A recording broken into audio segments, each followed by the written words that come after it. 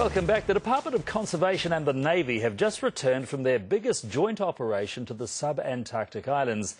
The cluster of tiny islands lies hundreds of kilometres south of the South Island and is home to a myriad of rare species. Scientists travelled there to figure out how many tourists should be allowed to see the wildlife and how to minimise damage to the islands. And Sahai Tiffin went with them. This is where the wind and southern seas run wild, at the bottom of the world, with little in the way of landmass to slow them down. It's what's called the furious of these. Get a lot of high winds and sort of rough seas. It's one of the most rugged environments, but to cope with increasing numbers of tourists, the subantarctic islands, it seems, must harden up. This is one of the worst spots of mud through on Enderby Island. The answer to bring in 30 tonnes of boardwalk on the Navy frigate Te Kaha, transporting it 660 kilometres south of Bluff, then shifting it onto New Zealand's most southern bit of land. Over there directly on your stern. It's for tourists like these, this cruise ship with 100 aboard. Basically, we're returning from an Antarctic voyage. They're keen to see this World Heritage Site, but only half are allowed to land here.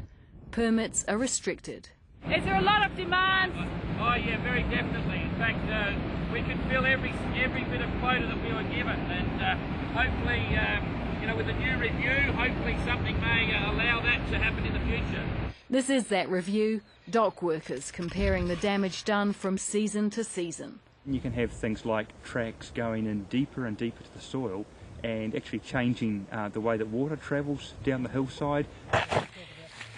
You'll get wind erosion starting to creep in, and the whole tops of hillsides will start to, that peat will peel back. It's not just damage to the fragile soil. There are birds here that breed nowhere else in the world. He's come back to breed as a 13-year-old. They're used to the handling of this researcher, but others getting close can do serious harm. The nervous birds could be scared away from their eggs. They can treadle the eggs and break them. And with time they might not return to this area. The new boardwalk, it's hoped, will keep tourists in line, while other walks may be closed altogether.